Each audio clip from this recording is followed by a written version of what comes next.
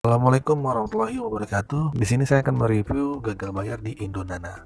Buat teman-teman yang pernah gagal di Indonana atau yang sedang gagal di Indonana, mohon berkomentar, atau yang sedang akan mengalami gagal Indonana atau belum dan akan, mungkin kalian bisa berkomentar, bisa memberikan dukungannya, like dan subscribe-nya.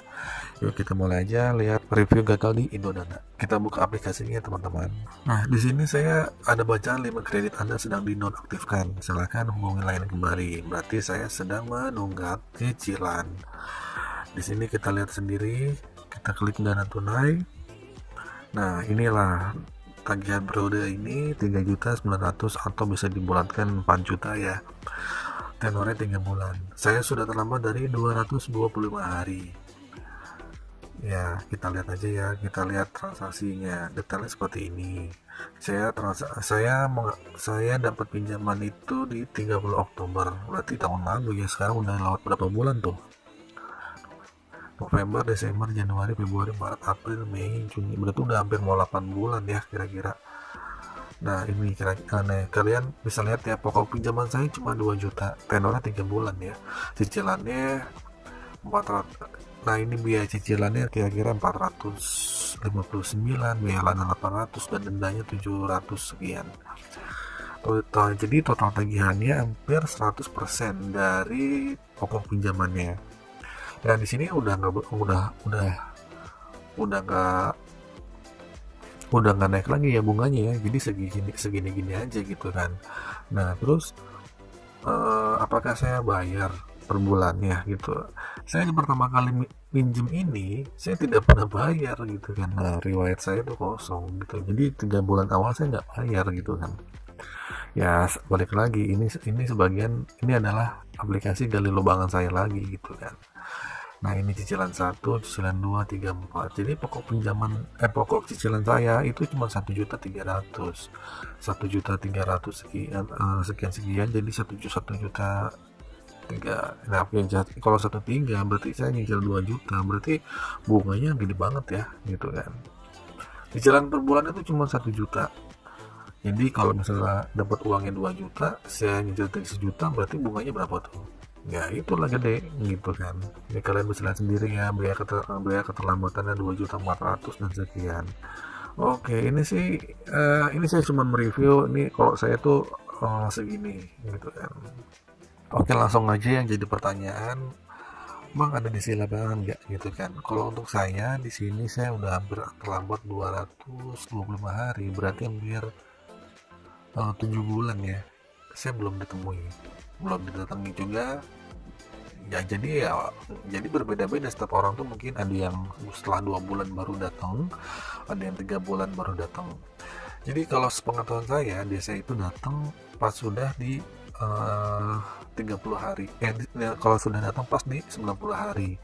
Biasanya 1 sampai 60 hari itu mereka di Indonana masih ditangani orang Dexkol. Yaitu orang itu masih yang nelpon-nelpon dari kantor-kantornya gitu kan, awalnya baik. Ya, terus ujung-ujungnya bisa mengancam-mengancam gitu. Nah, itu juga ada klasifikasinya ya menurut para mantan-mantan deskol gitu yang saya tahu gitu. Nanti kalau udah 60 hari sampai 30 hari nanti kata-katanya apa gitu kan, mereka akan nelpon kita bertubi-tubi dan sebagainya gitu kan. Nah, ini yang jadi masalah kita akan selalu gelisah dengan ada telepon ke kita dan SMS ke kita gitu kan. Nah, Indonana itu salah satunya yang biasanya tuh rajin, cuma setelah 90 hari biasanya reda gitu ya. Saya sih punya trik saya sendiri ya. Saya dari dulu kalau ada di saya datang, saya nggak pernah nanggepin. Ada di WA, ya udah saya blok, langsung saya arsip. Blok, ya udah delete, mau arsip terserah lah. Dan saya tuh nggak pernah ngaktifin nomor telepon saya gitu kan. Jadi bodo amat gitu. Orang mah pakai Truecaller aja gitu. Nggak penting pakai Truecaller, yang malah HP saya malah gampang ngedrop banget karena kan nyala terus walaupun keblok langsung ya sama Truecallernya gitu, itu nggak jaminan. Dan gimana bang kalau sudah gagal bayar gitu kan, hadapin aja gitu kan. Karena ya mau gimana lagi, semua pinjaman sama aja gitu kan, mau ilegal atau ilegal, mereka biasanya tuh cuma menyerang mental kita. Eh, Terus yang jadi pertanyaan lagi, bang gimana ini desanya datang apa enggak? Ya kalau mau datang mau gimana gitu kan, hadapin aja gitu, bilang aja saya belum ada uang gitu kan. Karena sebenarnya DC itu datang sesuai dengan pinjaman kita. Katanya ya, ini katanya juga. Kalau misalnya di bawah 1 juta, orangnya malas datang.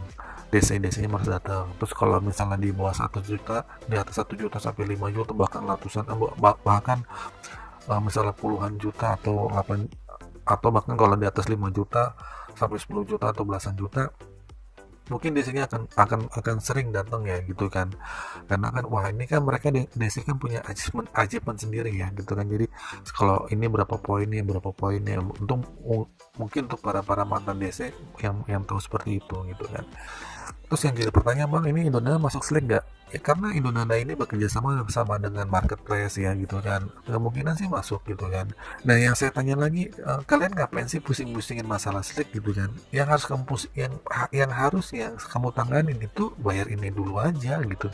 Emang saat nanti Slack kamu buruk, terus nggak buruk kamu mau minjem lagi, kamu mau minjem ke bank, ya kan nggak begitu gitu. Etikanya kita mengutang juga kan harus dibayar ya. Saya dari awal tidak mengajari anda buat tidak bayar, tapi menunda kalau belum ada uang gitu. Karena kalau kalian gali lubang tutup lubang itu nggak bakal kelar, nggak bakal selesai, itu akan ketemu ujung-ujungnya. Yang jadi pertanyaan lagi, bang, desa datang ke rumah. Kalau saya sih nggak ada yang datang, sampai 7 bulan nggak ada.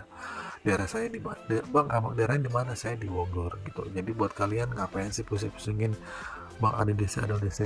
Ya mungkin buat kalian yang baru benar bayar berapa hari, 3 hari akan merasakan galau, tapi saya sudah melewati itu ya, dan sangat banyak juga saya aplikasi yang saya gagalin gitu kan. Cuman ya udah, mau nggak mau saya hadapi gitu kan. Jadi kalau di Indonesia ini mungkin kalian akan bertanya, mas, bang, di daerah mana yang ada, di sini ada nggak, di sini ada nggak? Saya belum bisa saya sih mungkin sepengetahuan saya aja ya, karena data yang saya terima tuh data-data parsial gitu kan, data-data yang ya katanya ini gitu.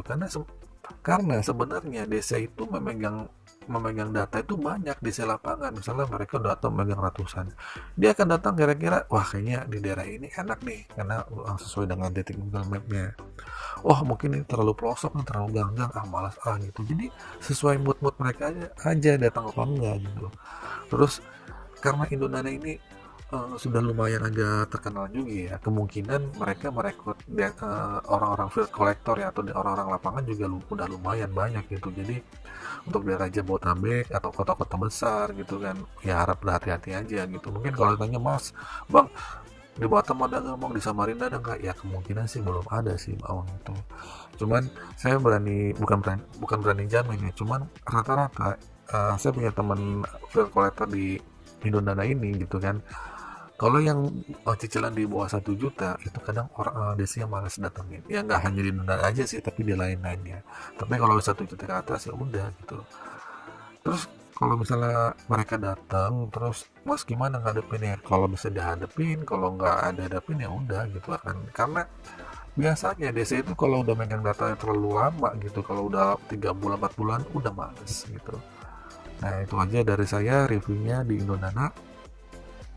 Terlihat nih, kita sekali lagi di sini tagihan saya kira-kira hampir 4 juta, tapi ya udah gitu, mau gimana lagi gitu kan. Kalau misalnya ada saya bayar, kalau enggak ya saya tunda dulu gitu. Saya bukan ngajarin kalian buat gagal santai ya, tapi saya mencoba memotivasi kalian semua untuk kalau setelah Anda gagal gitu kan, apa sih yang harus Anda lakukan.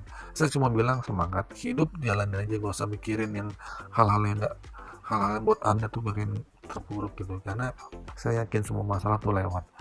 Buat anda sekalian yang sedang mengalami gagal bayar, cobalah tanya diri Anda sendiri, kenapa Anda bisa seperti ini gitu. Karena kehidupan itu namanya musibah, namanya cobaan gitu kan, datangnya kan mungkin dari kita sendiri gitu ya, itu tergantung kita kuat apa enggak. Mungkin kalau ada pertanyaan dari teman-teman boleh komen gitu, atau mungkin bisa sharing teman-teman mana aja yang pernah didatangi DC Indonesia. Mohon maaf apabila ada salah kata.